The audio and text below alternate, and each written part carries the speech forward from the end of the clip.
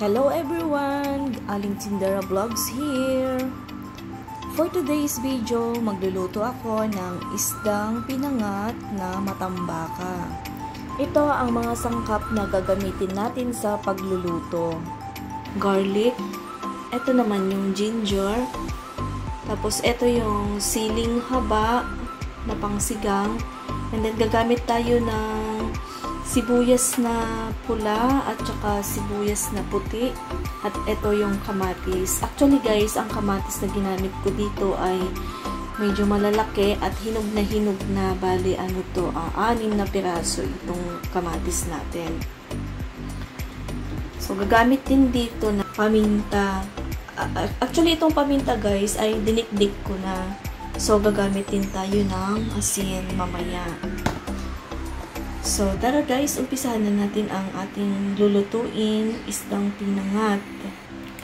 Una, maglalagay muna ako ng kamatis sa ilalim. Ito.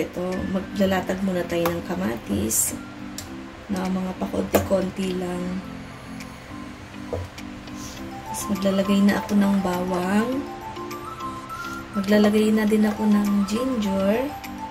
Tapos sibuyas na pula. At saka sibuyas na puti sa kawali, sa ating pan na gagamitin. So, ganyan. Actually, guys, ang kamay ko ay malinis na, ha? Wala tayong plastic gloves. So, ganyan lang muna tayo. Pero, malinis ang ating kamay. So, saka ko ilagay ang ating isda. So, ayan. Isa-isahin lang natin siyang iayos.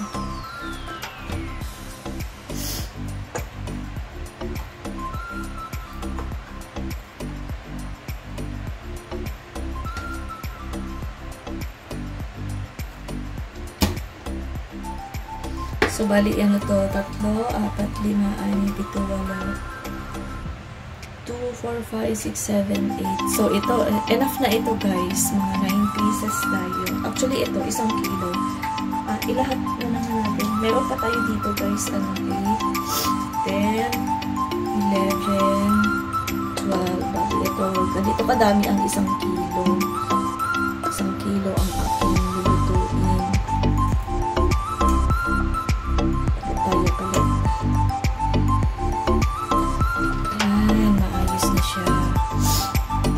Ilagay na natin maglalagay na tayo ngayon ng paminta.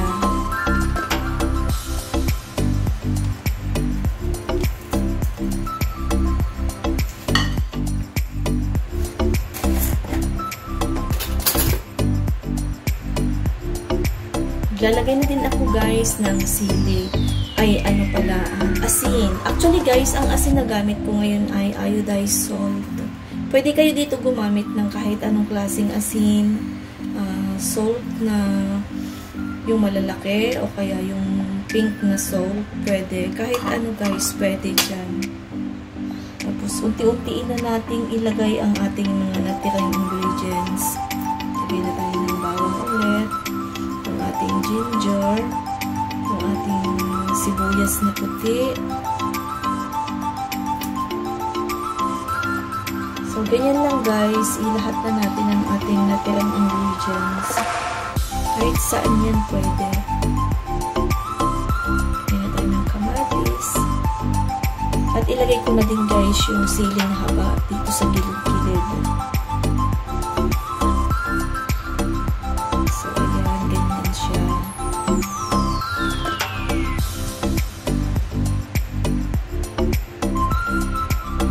Ngayon naman ay maglalagay na tayo ng suka. So ngayon guys, ang gamit ko na suka ay Del Monte na yung ito.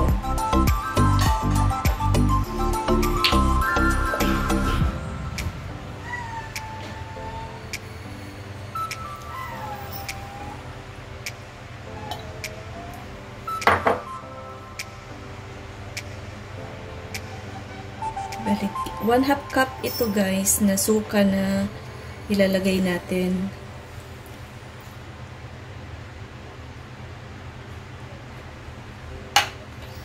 Tapos gagamit din tayo ng suka na yung regular na suka lang, yung kahit yung mga sukang puti, dato puti na puti, ganun, o kaya silver swan. Kahit ano guys na pwede nyong gamitin dyan. Kunti lang yung hinalo ko.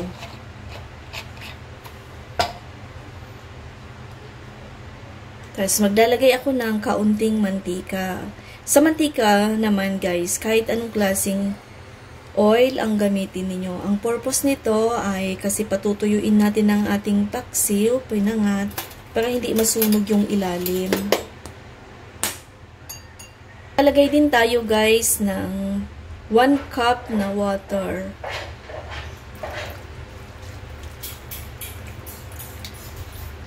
So, ganyan lang ang ating ingredients. Ayan, umpisahan na natin siyang lutuin. Ayan, umpisahan na natin guys magluto.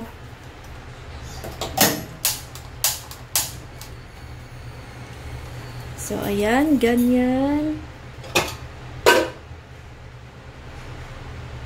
Tapos, takpan natin para mas mapadali ang ating pagluluto. So, antayin natin siya guys na kumulo at unti-unti siyang mai-steam.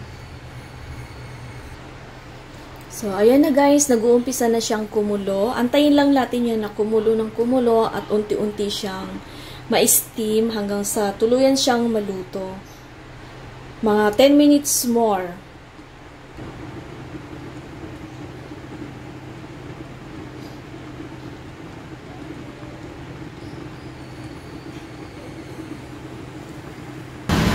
Ayan guys, kulong-kulo na siya. So, maglalagay na ako ngayon ng kamyas. So, ngayon ko ilalagay yung kamyas guys. Wow. Ayan. Ang bango. Ipapatong ko lang dito ang kamyas. Tapos, takpan ulit natin. Bango na guys, nangangamoy na siya, nangangamoy yung pangat na. So, ayan guys, basta antayin lang natin siyang ma-steam.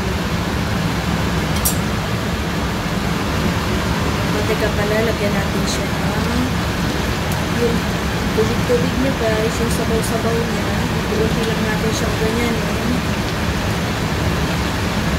para yung lasa niya guys, dumikit siya sa pinaka-ingredients niya sa ibabaw. Kaya dito sa balat ng isda mismo.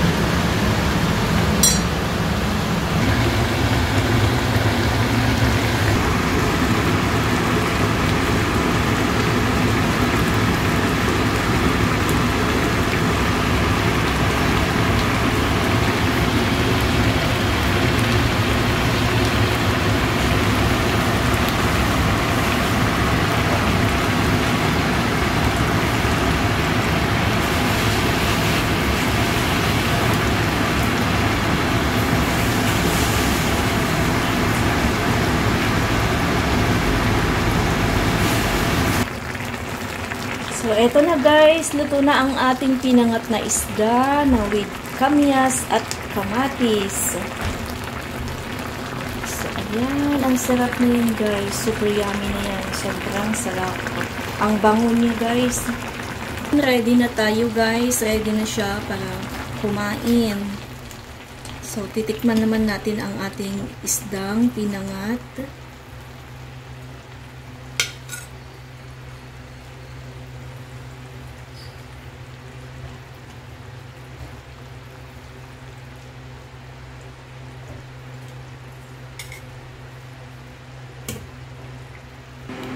So, ayan guys, ready na ang ating pagkain.